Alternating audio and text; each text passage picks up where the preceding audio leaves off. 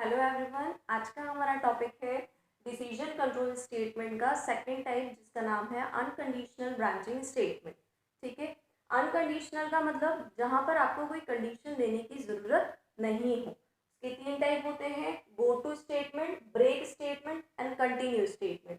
तीन टाइप के हैं। आज हम एक उसका जो टाइप है गो टू स्टेटमेंट वो डिस्कस करेंगे, और ब्रेक और कंटिन्यू जो इसके टाइप है वो हम इसके third type multiple branching statement में डिस्कस करेंगे, क्योंकि स्विच के साथ ब्रेक और कंटिन्यू अच्छे से समझ में आएगा आपको और उसी के साथ भी यूज किया जाता है।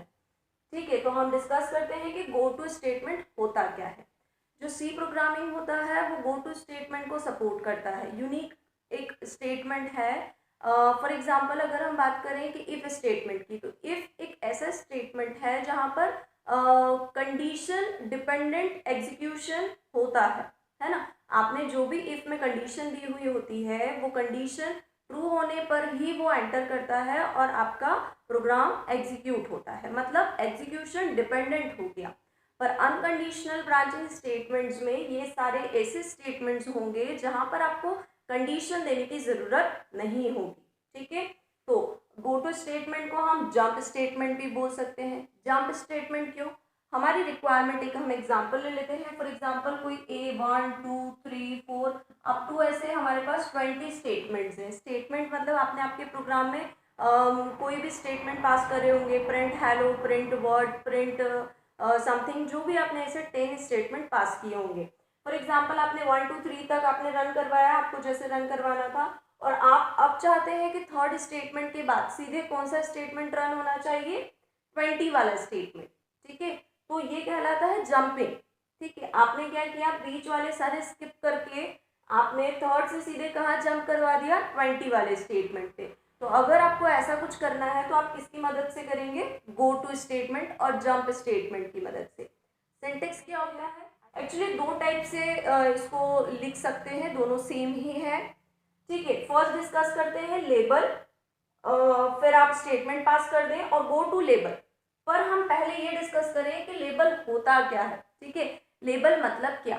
लेबल क्या होता है? लेबल सी प्रोग्रामिंग का एक आइडेंटिफायर के ही जैसा होता है, और लेबल को हम एक वैलिड वेरिएबल जैसा बोल सकते हैं। वैलिड वेरिएबल इसलिए कि आप इसका कोई भी नाम यूज कर सकते हैं। फॉर एग्जाम्पल अगर हम अपने प्रोग्राम में यूज करते हैं ABCD एंड ऑल, आप कुछ भी लिख दें। यहाँ मैंने लेबल और कॉलन लगाया है, आप इसको ऐसा लिख सकते हैं ए और कॉलन। ठीक है, ये दोनों बराबर ही होंगे।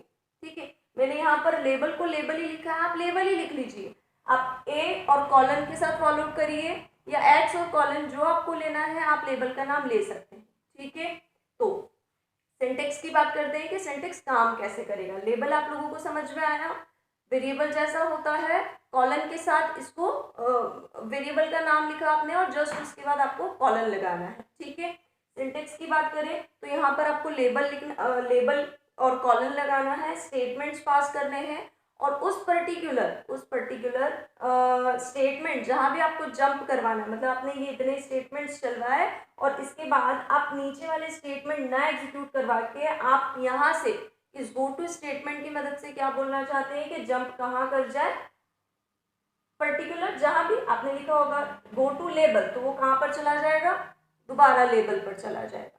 ठीक है, अब ये एग्जीक्यूट होंगे, गो टू पे जाएगा, लेबल पे जाएगा, ये जहां भी बोलेगा जिस वेरिएबल पर जाने के लिए वो वहां पर जंप कर जाएगा। ठीक है, और ये एक और सिंटेक्स है, ये भी उसी के जैसा काम करेगा, सिर्फ लिखने का तरीका अप एंड डाउन में। ठीक है, प्रोग्राम में डिस्कस करते हैं कि प्रोग्राम में होता कैसे है या यूज कैसे किया जाता है। ठीक है, प्रोग्राम में हम अगर देखें तो हमने एक हेडर फाइल ले रखी है। इस हेडर फाइल में मेन फंक्शन लिया है और एक वेरिएबल ले लिया है जिसको हमने इनिशियलाइज कर दिया है i=10। आप कोई भी वैल्यू ले लें, हमें सिर्फ चेक करना है कि गो टू स्टेटमेंट हमारा कैसे काम कर रहा है। i=10, यहाँ देखिए मैंने यहाँ पर एक लेबल इनिशियलाइज किया हुआ है, लेबल को डिक्लेयर किया है, सॉरी लेबल को क्या किया है मैंने? डिक्लेयर किया है। लेबल और कॉलन लिख दिया है मैंने। आप चाहे इसकी जगह तो आप क्या लिख दें? एक्स और कॉलन, ये क्या हो जाएगा? आपके लेबल का नाम। जब भी फिर आप गो टू स्टेटमेंट के साथ पर्टिकुलर यहाँ पर आप आना अगर चाहते हैं तो आपको गो टू एक्स और कॉलन लिखना पड़ेगा। ठीक है, तो आप लेबल लेना चाहें ये ले लें, वेरिएबल लेना चाहें ये ले लें। प्रोग्राम हमने क्या बनाया आप ध्यान से देखिएगा। ठीक है। i इक्वल्स टू 10 एक लेबल ले लिया है, जैसे ही ये printf में एंटर करेगा लिखा हुआ आएगा, आप कुछ भी लिखवा सकते हैं, मैंने लिखवाया है रजिस्टर्ड सक्सेसफुली, ठीक है, ये लिख जाएगा। फिर ये चेक करेगा इफ i इक्वल्स टू 10। हम अपने प्रीवियस लेक्चर में ये डिस्कस कर चुके हैं कि इफ लूप कैसे चलता है। तो इफ i इक्वल्स टू 10 अगर है तो ये लूप में एंटर करेगा, और एंटर करने के बाद आपने गो टू स्टेटमेंट का यूज किया है, तो गो टू स्टेटमेंट क्या कर रहा है, गो टू लेबल, ठीक है। तो ये अगर ये कंडीशन ट्रू होती है तो आप गो टू लेबल कहाँ चला जाए, दोबारा इस लेबल पर चला जाए, लेबल पर जाएगा तो क्या प्रिंट हो जाएगा, रजिस्टर्ड सक्सेसफुल। फिर दोबारा अंदर आएगा 10, हाँ 10 है इक्वल, फिर go to statement, go to ये लेबल, वो दोबारा ऊपर जाएगा, दोबारा रजिस्टर्ड सक्सेसफुली आएगा। मतलब अगर आप इस प्रोग्राम को रन करते हैं जो अभी हमने बोर्ड पर लिखा हुआ है, ये प्रोग्राम इनफाइनाइट लूप जैसे काम करेगा, लेबल पर जाएगा, प्रिंट करेगा, इफ स्टेटमेंट में आएगा, कंडीशन ट्रू होगी, गो टू स्टेटमेंट की मदद से वो दोबारा लेबल वाले स्टेटमेंट पर जंप कर जाएगा। समझ में आ रहा है आपको? पर अगर हम ऐसा नहीं करना चाहते हैं और हम इस प्रोग्राम से बाहर आना चाहते हैं तो हम क्या कर सकते हैं, अभी आपको इसका आउटपुट समझ आ रहा है, अगेन एंड अगेन, है ना, ठीक है। अगर मैं आपको आउटपुट की बात करूं तो अगेन एंड अगेन आपको क्या लिखा हुआ आ जाएगा, रजिस्टर्ड सक्सेसफुली, रजिस्टर, ऐसा इनफाइनाइट चलता रह जाए, ठीक है। और अगर आप ऐसा नहीं चाहते और आप चाहते हैं इस इफ कंडीशन के बाहर भी आए, बाहर कब आता है, इफ स्टेटमेंट के, तो इफ कंडीशन अगर फॉल्स होगी तो हमारा जो कंपाइलर है वो हमें क्या कर देगा, बाहर कर देगा। हमें यहाँ आने के लिए हमें ये कंडीशन फॉल्स करनी पड़ेगी, 10 से छोटा हो जाए या बड़ा हो जाए। तो हम यहाँ पर ओपन ब्रेसेस के बाद एक इंक्रीमेंट पास करवा सकते हैं i++, ठीक है। अब ये प्रोग्राम कैसे चलेगा, अब इस प्रोग्राम में बहुत चेंज हो जाएगा।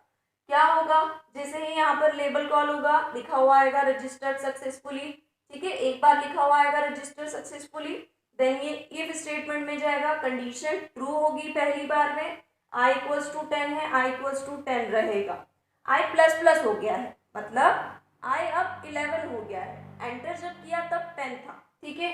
तो ये हमने पोस्ट इंक्रीमेंट का यूज किया हुआ है यहाँ पर, तो यहाँ पर i अब 11 हो गया है, और गो टू लेबल, ठीक है, अब गो टू लेबल पर जाएगा तो दोबारा क्या होगा, नीचे आएगा वो, पर अब i क्या हो गया हमारा 11, तो i11 is equals to 10, condition क्या होगी हमारी, फॉल्स। तो अब हम इस इफ की बॉडी से कहाँ जाएंगे, बाहर, और हमारा कौन सा स्टेटमेंट रन होगा, printf out of the go to statement. मतलब एक बार हमें रजिस्टर्ड सक्सेसफुली लिखा हुआ आ जाएगा ड्यू टू हमारी ट्रू कंडीशन के कारण, i इक्वल्स टू 10, दूसरी बारी में i++ हो जाएगा, मतलब हमारा इफ वाली जो कंडीशन होगी वो फॉल्स हो जाएगी, तो हमारा जो कंपाइलर होगा हमें बाहर कर देगा और बाहर वाले स्टेटमेंट रन कराएगा, और क्या लिखा हुआ आ जाएगा, रजिस्टर्ड सक्सेसफुली के बाद आउट ऑफ द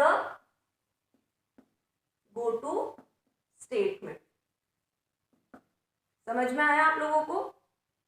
ऐसे ही आप लोग प्रैक्टिस करिए। अगर आपको कोई भी डाउट है तो आप कमेंट सेक्शन में लिखिए, मैं उसका रिप्लाई करूंगी। अगर आपको ये वीडियो पसंद आया हो तो इसे लाइक और सब्सक्राइब जरूर करिए। Thank you.